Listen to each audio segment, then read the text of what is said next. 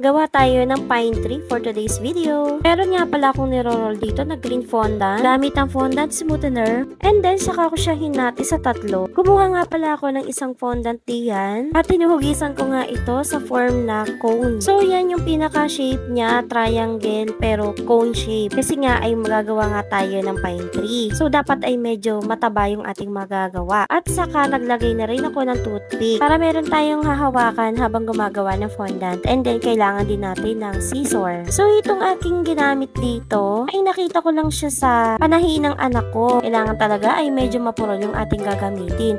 And then, nag-start na nga rin ako mag-cut yan. Nakikita nyo naman, di ba? Hindi ko na kailangan magsalita. Ganyan lang, paulit-ulit lang yung aking ginagawa, kagaya dun sa short vid na aking naipakita last time. Ito kasing ginawa ko ay yung mas close up para nakikita nyo rin kung paano ko siya ginagawa. At ayan na nga, nakagawa na nga ako ng isa. O di ba, napakasimple lang mga mi. At eto, sumubok pa akong gumawa ulit ng isa para mas makita nyo. Alam nyo, sa totoo lang mga mi, never pa talaga ako nakagawa ng pine tree at first time ko din talaga gumawa nito. Nanood pa nga ako ng mga videos ng iba. O di ba, kahit matagal na rin tayong gumagawa, ay kailangan pa rin nating mag-research at manood ng ibang mga tutorials. So hanggang dito na lang mga mi, sana'y nakatulong ako sa inyo at nag-enjoy kayo. At ayan, kompleto na. Hanggang sa susunod na lang ulit. Thank you so much for watching.